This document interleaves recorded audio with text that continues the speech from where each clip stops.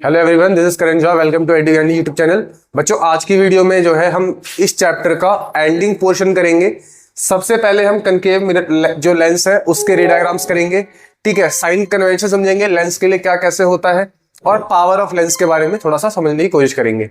बच्चों, last video तक जो है हमने कन्वेक्स लेंस, मिरर का पूरा पोर्शन, रिफ्रैक्टिव इंडेक्स, मैग्निफिकेशन, उसके साइन कन्वेंशन, उसके एग्जाम्पल, सारा कुछ टॉपिक समझ लिया है। इस वीडियो में उससे आगे की कहानी और इस चैप्टर की ये लास्ट वीडियो होने वाली है, थ्योरी बेस्ड। ठीक है, अब इस चैप्टर के न्यूमेरिकल्स एंड क्वेश्चंस डलेंगे। ठीक है, थ्योरी जो लेक्चर टाइप होता है वो इस चैप्टर का लास्ट है पोर्शन। ठीक है बच्चों, सबसे पहले जो है कनकेव लेंस का रे डायग्राम जो है सिर्फ दो बनते हैं। ठीक है, ऐसे कन्वेक्स लेंस के जो रे डायग्राम्स थे वो आपके 6 बनते थे। कनकेव लेंस के केस में जो रे डायग्राम्स है वो केवल 2 बनते हैं। पहला जो रे डायग्राम होता है वो बिहाइंड 2f1 होता है, लाइक ऑब्जेक्ट जो है 2f1 से पीछे रखा है। दूसरा जो रे डायग्राम होता है वो इंफिनिटी पे जो ऑब्जेक्ट रखते हैं उस केस में होता है। केवल 2 ही होते हैं कनकेव लेंस में, कोई घबराने की जरूरत नहीं है, बहुत आसान डायग्राम है और 2 ही है केवल। ठीक है, अगर 2f1 से पीछे ऑब्जेक्ट रखा हुआ है तो रे एक तो आपकी सीधी आएगी। मैंने जब रे डायग्राम वाली वीडियो समझाई थी, जब बनाई थी, जिसमें रूल्स वगैरह एक्सप्लेन किए थे, उसमें मैंने बताया था आप लोगों को कि कनकेव में अपीयर होता है कि रे जो है यहाँ पे आ रही है, रियल में रे जो है वो डाइवर्ज हो रही होती है। हमें अपीयर करवाना पड़ता है कि रे जो है एक्चुअली में यहाँ पे आके इस पॉइंट पे मीट कर रही है।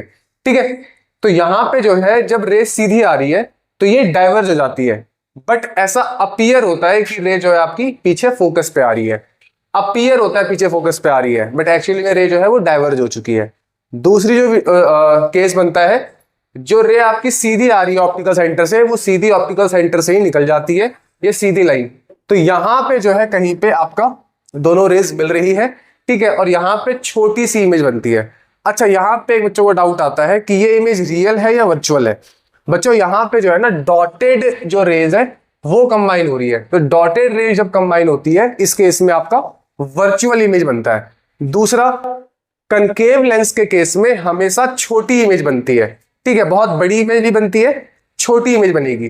ठीक है, दूसरा जो केस होता है वो होता है इंफिनिटी पे अगर ऑब्जेक्ट रखा हुआ है। अगर ऑब्जेक्ट इंफिनिटी पे रखा हुआ है तो मैंने आप लोगों को बताया था इंफिनिटी से जो रेज आती है वो मतलब ऐसा लगता है कि सीधी ही आ रही है, पैरेलल ही आ रही है।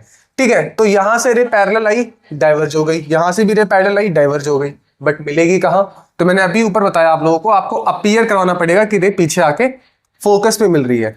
तो ये फोकस पे जो रेज मिल रही है, ठीक है, इससे पॉइंट साइज की इमेज बनेगी, बहुत छोटी इमेज, पॉइंट साइज की इमेज बनेगी, होगी ये भी वर्चुअल ही। जैसे जैसे ये वाली इमेज आपकी वर्चुअल इमेज थी, वैसे ये भी आपकी वर्चुअल इमेज ही आप बनेगी। ठीक है, अच्छा, इसके बाद जैसे मिरर्स के लिए मिरर फॉर्मूला होता है, वैसे ही लेंस के लिए लेंस फॉर्मूला होता है।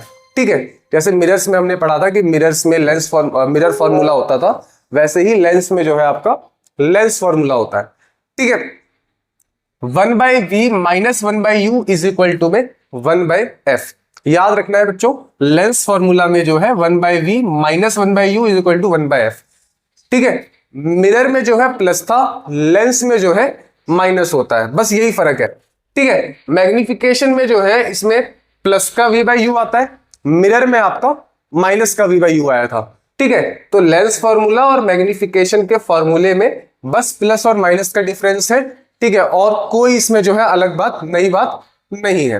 ठीक है, यहां पे जो है जैसे हमारा मिरर के लिए साइन कन्वेंशन हम फॉलो करते थे कि कब हमें v पॉजिटिव लेना है, कब हमें u नेगेटिव लेना है, कब पॉजिटिव लेना है। ठीक है, वैसे ही लेंस के लिए भी कुछ साइन कन्वेंशन होते हैं जो मैंने यहां पे लिख दिए हैं, जो आप लोगों को याद रखने हैं। सबसे जो पहला जो कॉन्केव के लिए आप समझे, कॉन्केव में u, v और f तीनों हमेशा नेगेटिव होते हैं।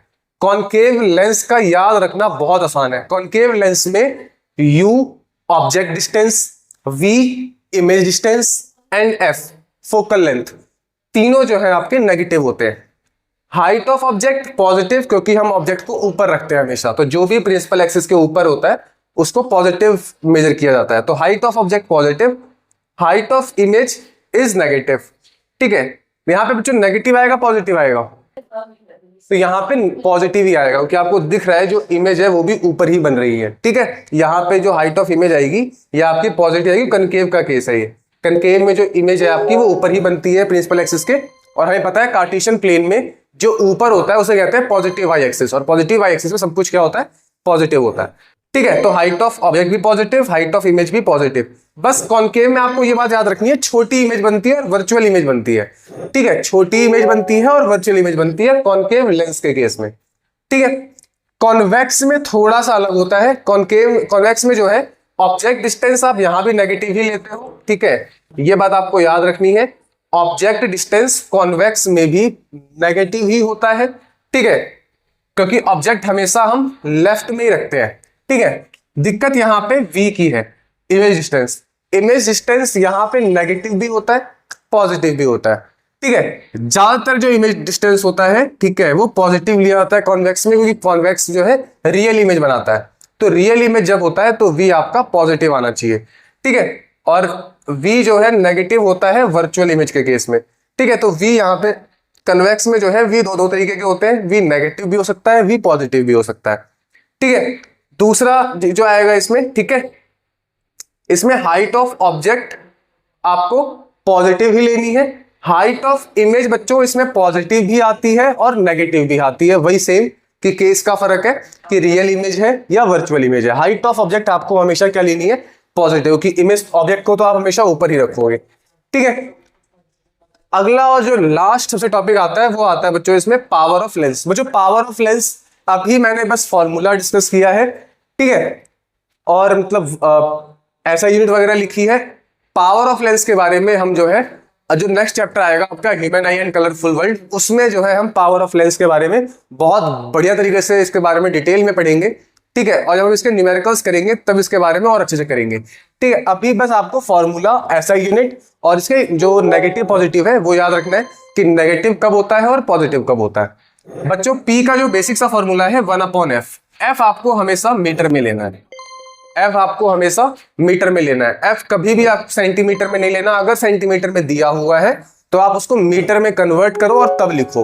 ठीक है, कई बच्चे बहुत बड़ी गलती करते हैं यहाँ पे, फोकस हमेशा मीटर में सेंटीमीटर में ले लेते। सेंटीमीटर में नहीं लेना, फोकस हमेशा आपको मीटर में लेना है। ठीक है, क्योंकि फोकस अगर आप सेंटीमीटर में ले रहे हो तो यूनिट आपकी डायोप्टर नहीं बनेगी फिर। ठीक है, यूनिट फिर कुछ और बनेगी और आपको यूनिट डायोप्टर ही लेके चलना है। तो फोकस आपको हमेशा मीटर में लेना है। ठीक है, अगर आपसे कोई बोले डिफाइन पावर ऑफ लेंस तो आप बोलोगे डिग्री ऑफ कन्वर्जेंस और डाइवर्जेंस, कि जो लेंस है वो रे को कितना डाइवर्ज करेगा या कितना कन्वर्ज करेगा, इसकी डिग्री को जो है पावर ऑफ लेंस कहा जाता है। अब पावर नेगेटिव भी हो सकती है और पावर पॉजिटिव भी होती है। ये आप लोग कमेंट सेक्शन में बताइए कि पावर कौन से लेंस में नेगेटिव होती है और कौन से लेंस में पॉजिटिव होती है। थोड़ा सा मैं आप लोगों को हिंट दे देता हूं। पावर के फॉर्मूले में फोकस आ रहा है, तो पावर नेगेटिव कब होगी, जिस केस में फोकस नेगेटिव है। पावर पॉजिटिव कब होगी, जिस केस में पावर फोकस पॉजिटिव है। ठीक है, तो इसके बारे में जो है आप लोग कमेंट सेक्शन में जरूर बताएं कि फोकस जो है हमें क्या लेना होता है और क्या नहीं लेना होता। कन्वेक्स के केस में बच्चों फोकस जो है आपका वो पॉजिटिव लिया जाता है। ठीक है बच्चों, आज की वीडियो में हम जो है इतना ही इसको फिनिश कर रहे हैं। चैप्टर आपका खत्म हो गया है। ठीक है, अब इस चैप्टर के न्यूमेरिकल्स वगैरह के बारे में हम डिस्कस करेंगे। ठीक है, और अब मैथ्स का चैप्टर भी नया शुरू करेंगे। आप लोग कमेंट सेक्शन में जरूर बताएं कि आप चैप्टर कौन सा चाह रहे हैं कि स्टार्ट हम करें। ठीक है बच्चों, अगर आपको इस चैप्टर के नोट्स या किसी भी चैप्टर के नोट्स क्लास 10 साइंस के, ठीक है, अगर आपको चाहिए, ठीक है, जैसे कि मैंने वीडियो में डिस्कस किया हुआ है, जो पहले की वीडियोस है, कि बहुत प्रिसाइज और बहुत शॉर्ट नोट्स बने हुए हैं जो आपके एग्जाम के पॉइंट ऑफ व्यू से जो पॉइंट टू पॉइंट बातें कर रखी है। कुछ भी उसमें ऐसा फालतू का नहीं है जो आपके एग्जाम से रिलेटेड नहीं है, सब कुछ टू द पॉइंट लिखा हुआ है।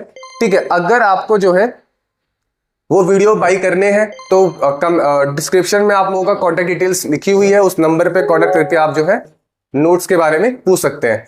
उस नंबर पे आपको व्हाट्सअप करना है, आपको अपने आप वहां से रिप्लाई आएगा। ठीक है, और आप जो है नोट्स बाई कर सकते हैं। बच्चों, ये नोट्स बहुत प्रिसाइज है और बहुत रिसर्च के बाद बनाए गए हैं। ठीक है, जितने टॉपर्स हैं और सीनियर टीचर्स हैं सबसे कंसल्ट करके, ठीक है, नोट्स प्रिपेयर किए गए हैं। तो इससे जो है आपको काफी फायदा आपके बोर्ड एग्जाम्स में मिलेगा। ठीक है, थैंक यू बच्चों। अगर आपको वीडियो पसंद आई तो लाइक शेयर सब्सक्राइब जरूर करें।